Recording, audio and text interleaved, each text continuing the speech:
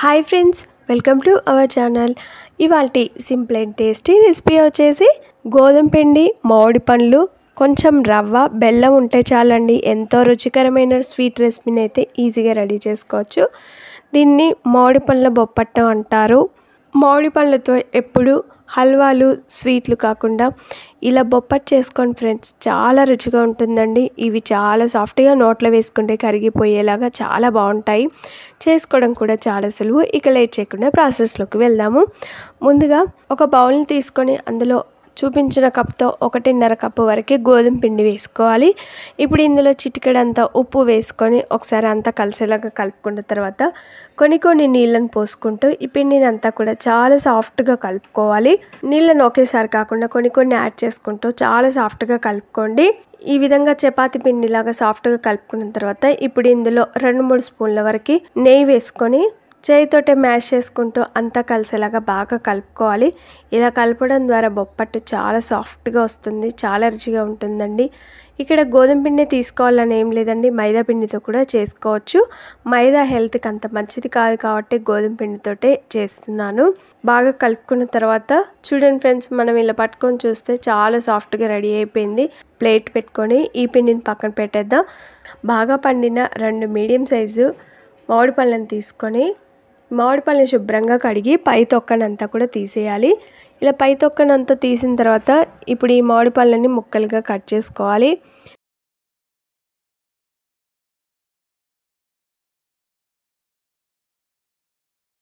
ఇలా కట్ చేసుకున్న ఈ మామిడి పళ్ళని ఒక మిక్సీ జార్లోకి తీసుకొని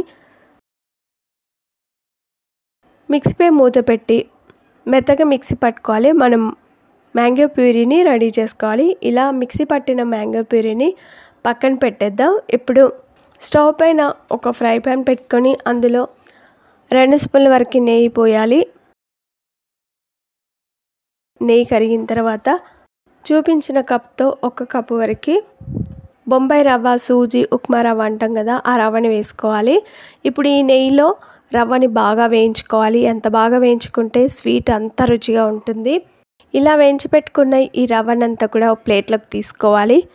ఇలా ప్లేట్లోకి తీసుకున్న తర్వాత అదే బాండిని స్టవ్ పైన పెట్టుకొని ఏ కప్తోనైతే రవ్వ తీసుకున్నామో అదే కప్తో 2 కప్పుల వరకు నీళ్ళని పోయాలి.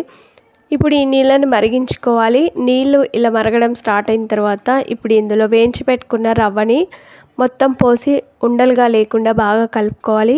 ఇప్పుడు ఈ నీళ్ళల్లో రవ్వని దగ్గర పడేంత వరకు ఉడికించుకోవాలి. రవ్వ మొత్తం నీళ్ళని అబ్జర్వ్ చేసుకొని దగ్గర పడిందండి. ఇలా దగ్గర పడిన తర్వాత ఇందులో ఏ కప్తోనైతే రవ్వ తీసుకున్నామో అదే కప్తో 1 కప్పు వరకు బెల్లం తురుము వేసుకోవాలి. బెల్లం తురుము వేసిన తర్వాత ఒకసారి బాగా కలుపుకోవాలి. బెల్లం మొత్తం కరిగిపోయి ఇదంతా దగ్గర పడేంత వరకు ఉడికించుకోవాలి.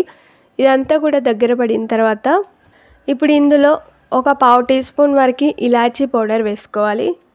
ఇలాచీ పౌడర్ వేసిన తర్వాత ఒకసారి బాగా కలుపుకోవాలి. ఇప్పుడు ఇందులో ముందుగా మిక్సీ పట్టిన మ్యాంగో ప్యూరీని వేసుకోవాలి. మ్యాంగో ప్యూరీ వేసిన తర్వాత ఒకసారి బాగా కలుపుకొని ఇదంతా బాగా కలిసి దగ్గర పడేంత వరకు ఉడికించుకోవాలి.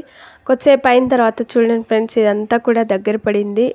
మనం కొంచెం పిండిని ఇలా చేతిలోకి పట్టుకొని చూస్తున్నట్లయితే రౌండ్గా చేతులకు అతుక్కోకుండా బాల్ లాగా రెడీ అయితే మనకి ఇక్కడ పూర్ణం రెడీ అయిపోయిందని తెలుస్తూ ఉంటుంది. ఇప్పుడు స్టవ్ ఆఫ్ చేసుకొని ఈ ప్యాన్ని తీసి పక్కన పెట్టేద్దాం. దీన్ని పూర్తిగా చల్లారనివ్వాలి. ఇదంతా చల్లగైన తర్వాత చేయితోటి మ్యాష్ చేసుకుంటూ బాగా కలుపుకొని చిన్న బాల్స్ లాగా రెడీ చేసుకోవాలి. చూడండి, ఈ విధంగా రౌండ్గా బాల్ లాగా రెడీ చేసుకొని దీన్ని ప్లేట్లోకి తీసుకోవాలి.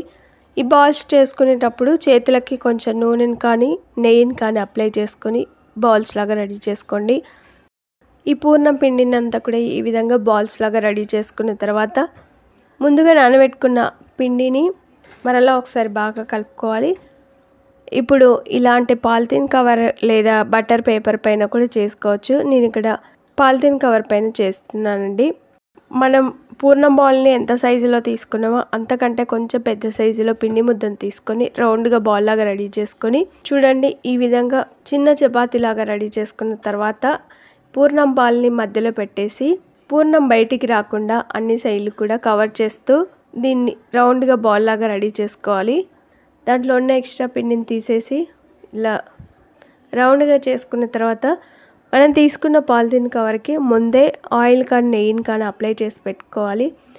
మనం రెడీ చేసుకునే ఈ బాల్ని పాలిథిన్ కవర్ పైన పెట్టుకొని పల్చని చపాతీలాగా రెడీ చేసుకోవడమే.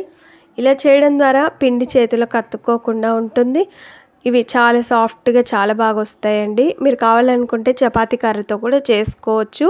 ఇలా చేసుకున్న తర్వాత దీన్ని పక్కన పెట్టేసి ఇప్పుడు చపాతీ ప్యాన్ పెట్టుకొని అది బాగా వేడిన తర్వాత 1/2 స్పూన్ వరకు నెయ్యిని చపాతీ ప్యాన్ పైన వేసిన తర్వాత రెడీ చేసుకున్న ఈ బొప్పట్టుని ఇప్పుడు పెనంపై వేసుకొని కాల్చుకోవాలి. చుట్టూ ఆయిల్ని కానీ నెయ్యిని కానీ వేసుకొని రెండో వైపు తిప్పుకోవాలి. రెండో వైపు తిప్పిన తర్వాత స్టవ్ని హై ఫ్లేమ్లో పెట్టుకొని ఈ చపాతీని ఇలా గరిటెతో ఇలా అదుముకుంటూ చేసుకోవడం ద్వారా పొంగుతూ చాలా బాగా వస్తాయి. చూసారు కదా పొంగుతూ ఎంత బాగా వచ్చాయో. ఇలా ఫ్రై చేసుకున్న వాటిని ఓ ప్లేట్లోకి కానీ హాట్ బాక్స్లో కానీ తీసుకోవాలి. తర్వాత ఇంకొకటి కాల్చి చూపిస్తానండి. ఫస్ట్ పెనం పైన ఇలా రెడీ చేసుకున్న బొప్పట్టు వేసుకొని దాని చుట్టూ కూడా నెయ్యి వేసి దీన్ని కాల్చుకోవాలి. ఒక సైడ్ ఫ్రై అయిన తర్వాత దాన్ని మెల్లగా రెండో వైపు తిప్పేసుకోవాలి. రెండు వైపులా కూడా మంచి కలర్ వచ్చేంత వరకు ఫ్రై చేసుకోవాలి. గరిటెతో అదుముకుంటూ చేసుకోవడం ద్వారా బొప్పట్టు పొంగుతూ చాలా బాగా వస్తుందండి.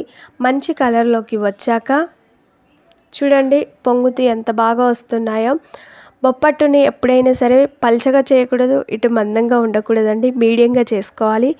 ఇలా రెడీ చేసుకునే ఈ చపాతీని ప్లేట్లోకి తీసుకుందాం.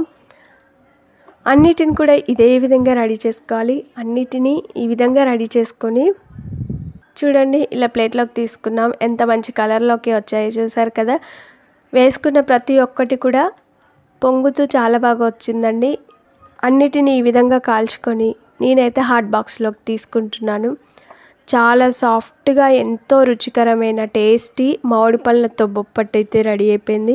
చూసారు కదా ఎంత బాగున్నాయో. చాలా సాఫ్ట్గా ఉంటాయండి. నోట్లో వేసుకుంటే కరిగిపోయేలాగా చాలా బాగుంటాయి. మరి ఈ సింపుల్ అండ్ టేస్టీ బాగా పండిన మామిడి పళ్ళతోటి బొప్పట్ని ఎలా రెడీ చేసుకున్నాము చూసారు కదా. చాలా రుచికరంగా ఉన్నాయండి. Thanks for watching. Bye bye.